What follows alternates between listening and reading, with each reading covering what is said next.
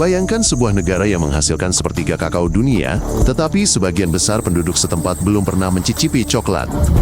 Emas telah ditambang di sini selama 1000 tahun, namun anak-anak menggali tumpukan limbah elektronik dari Eropa dan Amerika, menghirup asap beracun demi beberapa dolar.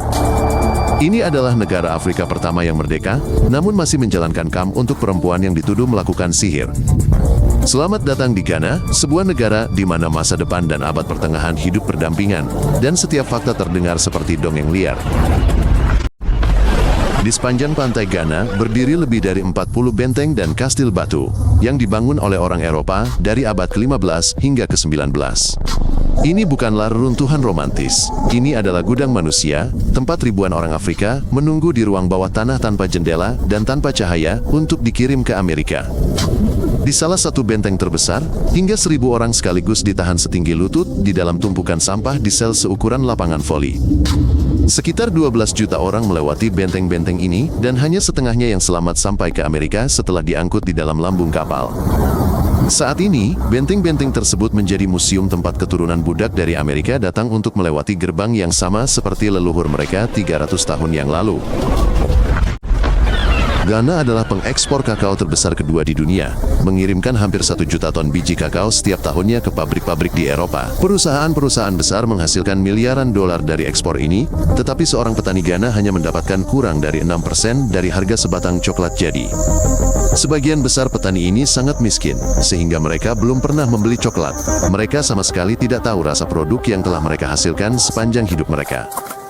Lebih buruk lagi, anak-anak masih bekerja di perkebunan kakao. Aktivis hak asasi manusia memperkirakan ada lebih dari 1,5 juta anak yang bekerja di sana.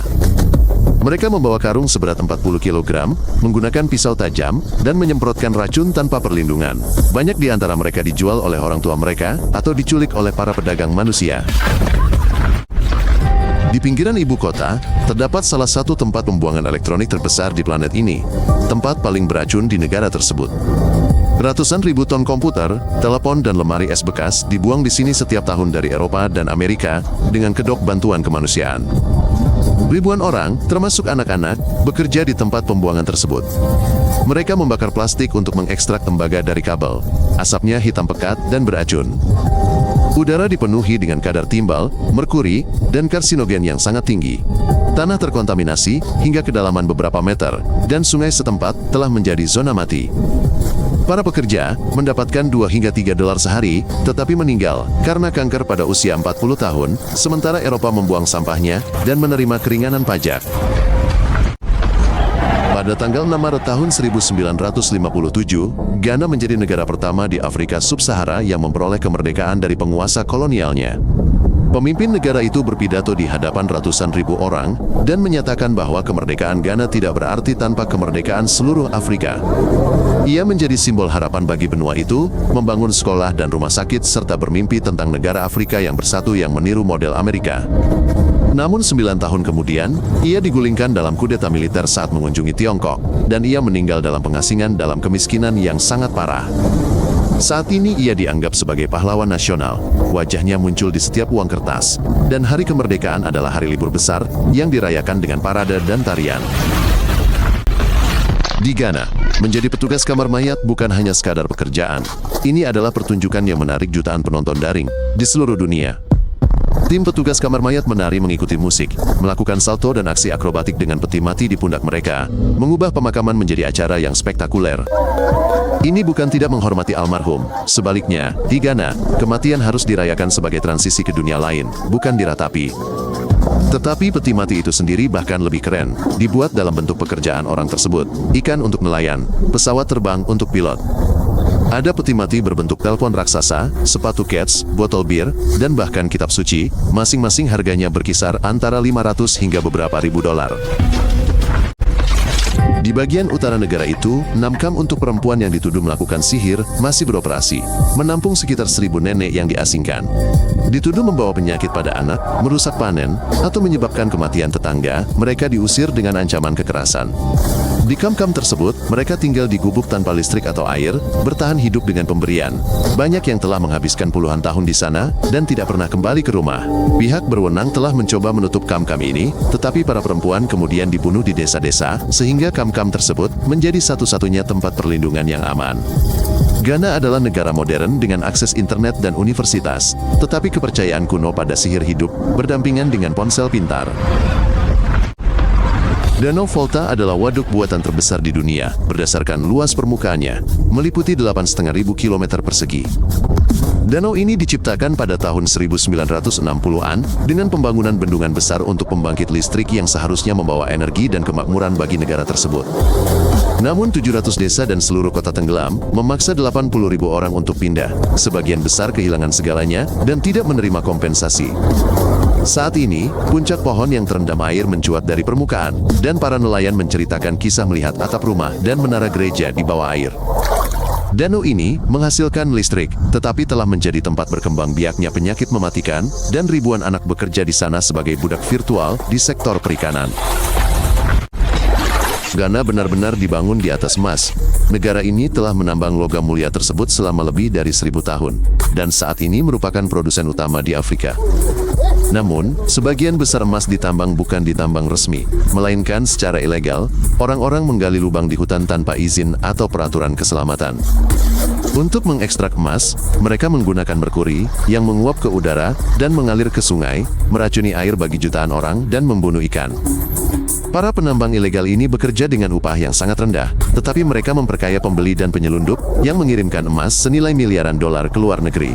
Pihak berwenang telah mengirimkan tentara untuk menghancurkan tambang ilegal, tetapi tidak ada gunanya. Emas terlalu mahal, dan orang-orang terlalu miskin untuk berhenti. Selama 15 tahun terakhir, puluhan ribu warga Tiongkok telah tiba di Ghana, membeli hak untuk menambang emas. Perusahaan-perusahaan Tiongkok membawa peralatan, pekerja, dan bahkan makanan mereka, membangun komunitas tertutup, dan hampir tidak berinteraksi dengan penduduk setempat. Otoritas Ghana mencoba menindak penambang emas ilegal asal Tiongkok, mendeportasi lebih dari 4.000 orang pada tahun 2013. Tiongkok menginvestasikan miliaran dolar di jalan raya, stadion, dan rumah sakit Ghana, tetapi sebagai imbalannya, mereka mendapatkan akses ke emas, berlian, dan sumber daya lainnya. Banyak yang menyebut ini sebagai kolonialisme baru. Hanya saja sekarang, alih-alih orang Eropa, itu adalah orang Asia, dan polanya sama. Mereka mengambil kekayaan dan meninggalkan tanah yang tercemar. Sepak bola di Ghana bukan hanya olahraga. Ini adalah satu-satunya kesempatan keluar dari kemiskinan bagi jutaan anak dari jalanan kumuh. Setiap anak laki-laki bermimpi meniru para bintang yang tumbuh di daerah kumuh dan kemudian bermain untuk klub-klub top Eropa dan menghasilkan jutaan. Tetapi kenyataannya keras. Untuk setiap pemain sepak bola yang sukses, ada ribuan anak yang tertipu, diculik ke Eropa oleh agen palsu. Anak-anak ditinggalkan tanpa uang atau dokumen di jalanan kota-kota Eropa, tidak dapat kembali ke rumah karena hutang dan rasa malu di depan keluarga mereka. Meskipun demikian, tim nasional Ghana adalah salah satu yang terkuat di Afrika. Pada tahun 2010, mereka mencapai perempat final Piala Dunia. Ghana telah mengalami revolusi keuangan yang tidak dialami negara-negara maju. Hampir tidak ada yang menggunakan bank di sini. Semua orang membayar melalui telepon. Anda cukup mengirim pesan, dan uang akan ditransfer dari nomor Anda ke nomor lain dalam hitungan detik, tanpa kartu, tanpa rekening bank, tanpa biaya. Lebih dari 80% orang dewasa menggunakan uang seluler, tingkat yang lebih tinggi daripada di Eropa, di mana banyak orang masih membawa uang tunai di dompet mereka. Hal ini telah mengubah perekonomian. Petani menerima pembayaran melalui telepon, pengemudi taksi tidak membawa uang tunai, bahkan pengemis di jalanan menunjukkan kode untuk transfer. Ghana telah melampaui negara-negara barat dalam pembayaran digital, hanya karena mereka tidak memiliki sistem lama. Mereka telah melewati tahap perbankan. Di luar Hollywood dan Bollywood, ada Tollywood, industri film Ghana, yang memproduksi ratusan film setiap tahun dengan anggaran minim. Film-film ini dibuat dengan biaya beberapa ribu dolar, menggunakan kamera murah, dengan penyuntingan minimal, namun tetap populer di seluruh Afrika Barat. Alur ceritanya biasanya berkisar pada ilmu sihir, kutukan, drama percintaan, dan gangster, dan para aktor berbicara bahasa Inggris setempat dengan aksen yang khas. Bintang-bintang film ini adalah selebriti sejati di wilayah tersebut, dikenal di jalanan dan diundang ke pernikahan, tetapi tidak dikenal di luar Afrika. Menariknya, film-film tersebut sering menggambarkan isu-isu kehidupan nyata, korupsi, kemiskinan, kekerasan dalam rumah tangga, dan tidak hanya menghibur, tetapi juga menyampaikan kebenaran.